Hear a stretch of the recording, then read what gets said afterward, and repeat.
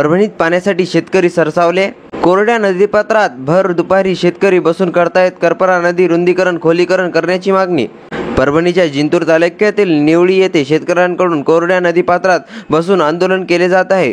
कोरडी पडलेल्या करपरा नदीचे रुंदीकरण खोलीकरण आणि सरळीकरण करून नदीपात्रात येलदरी धरणातून पाणी सोडण्याची मागणी शेतकरी करत आहेत। जनावरांना पिण्याचा पाण्याचा प्रश्न सहित पिण्याच्या पाण्यासाठी पाणी उपयुक्त होईल यासाठी भर दुपारी उन्हात शेतकरी नदीपात्रात आंदोलन करत आहेत। या आंदोलनास आज दिनांक 15 एप्रिल रोजी नायब तहसीलदार व संबंधित विषयाच्या पाटबंधारे विभागाने भेट दिली आहे।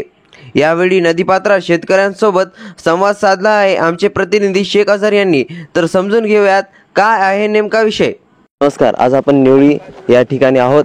इथं शेतकरी बांधव 39 डिग्री सेल्सिअस असताना नदी पात्रात भर उन्हात आंदोलन करत आहेत की या नदीचं रुंदीकरण व खोलीकरण व्हावे।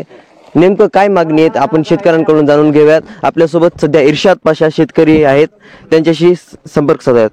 काय मग सांगता इर्शाद? आज आम्ही नदीपात्रात आंदोलन करतोय, शोकांतिक आहे। ह्या देशामध्ये लोकशाही आहे आणि देश कृषी प्रधान आहे असं लोक म्हणतात, तर ही शोकांतिक आहे। कारण आजही आम्ही अशा परिस्थितीमध्ये जगतोय। आमच्या शेतीमध्ये ज्यावेळेस पाऊस पडला तर जमिनी अक्षरशः खरडून जातात आणि शेतकऱ्यांना प्रशासन किंवा त्यातली काही लोक म्हणतात कृषी प्रधान देश आहे। अशा कृषी प्रधान देशामध्ये जर शेतकरी अडचणीत असेल तर शेतकऱ्यांना न्याय दिला पाहिजे, अशा प्रकारची शासनाची भूमिका असली पाहिजे। आणि आमची मागणी आहे की येत्या काळामध्ये ज्यावेळेस पाऊस पडेल त्यापूर्वी आम्हाला नदीचं सरळीकरण रुंदीकरण खोलीकरण करून द्यावं, ह्याकरिता आम्ही ह्या ठिकाणी आंदोलन करत आहोत। अजून आपली एक मागणी आहे की या नदीपात्रात पूर्ण येलदरीचं पाणी सोडण्यात यावं, या संदर्भात काय सांगाल? जिंतूर तालुक्यामध्ये येलदरी नावाचं धरण आहे आणि त्या येलदरी नावाच्या धरणातून हिंगोली आणि नांदेडला पाणी जातं, परंतु आणि जिंतूर तालुक्यामध्ये असताना जिंतूर तालुक्यातील शेतकऱ्यांना पाण्याचा काहीच फायदा होत नाही। जिंतूर तालुक्यात कुठल्याच प्रकारचा कालवा नाही। या ठिकाणी उपनलिका काढण्यात यावी आणि कालवा काढण्यात यावा।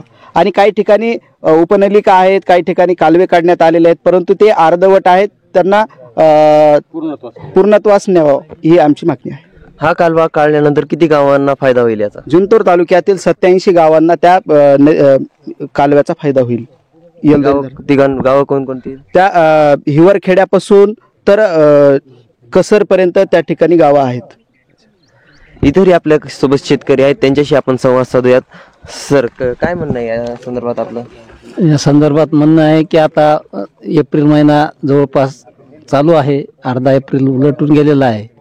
शासनानं माझी एवढीच विनंती आहे की या 8 दिवसात जर काम चालू केलं तर जूनपर्यंत कामाचं कुठंतरी अर्धवट काम होईल, पूर्ण तर काय होणार नाही, पण याच्यातली झाडं काढणं महत्त्वाचं हे काम होईल। झाडं काढल्यामुळं जर पाणी 50% जे बाहेर जातं आहे नदीच्या पात्रातून ते कमीत कमी ते तरी पाणी अगोदर जाणार नाही। त्यामुळं सर्वात अगोदर झाडं काढणं खूप गरजेचं आहे। बाकीचे कामं तर आता एकदम होणार नाहीत, त्याच्यामुळं प्रशासनाला विनंती आहे की लवकर जितक्या काम चालू करता येईल तेवढं लवकर काम चालू करावं। तहसीलदार साहेबांनी आपली भेट घेतलेली आहे, काय सांगणार या संदर्भात? तहसीलदार साहेबांनी आज आंदोलन थांबवण्याची विनंती केली होती की बाबा तुम्ही आंदोलन थांबवा। त्यांनी सांगितले की मी तुमची या संबंधित अधिकाऱ्यासोबत एक बैठक लावतो, बैठकीत काहीतरी मार्ग काढू आणि नंतर मार्ग जर निघाला तर मग काम चालू करू। जर या बैठकीत मार्ग नाही निघाला तर पुढची भूमिका काय असणार? पुढील भूमिका मग आम्हाला काहीतरी वेगळं आंदोलन करावं लागेल। लोकशाही मार्गाने जर होत नसेल तर आम्हाला काही वेगळं पाऊल उचलावं लागेल। मागण्यात जर लोकशाहीनं मिळत नसतील तर मग त्याला काय करणार, शेतकरी काय करणार? सध्या शेतकरी इथं हैराण परेशान झालेले आहेत, त्यांच्या शेतात पाणी घुसत आहे व जर जूनपर्यंत या नदीचे पात्र खोलीकरण रुंदीकरण करण्यात नाही आले तर त्यांच्या शेतात पाणी जाऊन अतोनात नुकसान होईल असं त्यांचं म्हणणं आहे। हे त्वरित करण्यात यावं अशी त्यांची मागणी आहे।